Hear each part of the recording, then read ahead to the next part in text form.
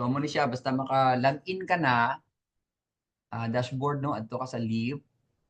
Then, ang leave, may mga menu na siya. May leave, ledger, employee ledger. Sa settings ka to, ari. Click mo ni. Okay? Pag-load sina, may leave earned days, deduction, encode existing balance. Ako naman siyang iba nitang dugon dira kay standard mo na sa civil service. So, encode existing balance. For example, incodean ko si Andrem lang anay sa si Andrem. Set balance. So, si Andrem, admin man siya kay may mo siya nga BSL. Magawas din niya nga mga balances nga. Okay?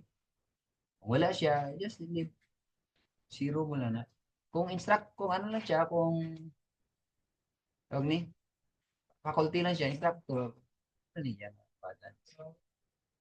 Okay? Simple lang na siya. Set mo lang, then admin, balance. Dapat halin niya sa beginning balance sa imong live ledger dito sa manual live ledger. Okay? So, muna lang steps. Ang uban, buhatan ta naman video. Thank you.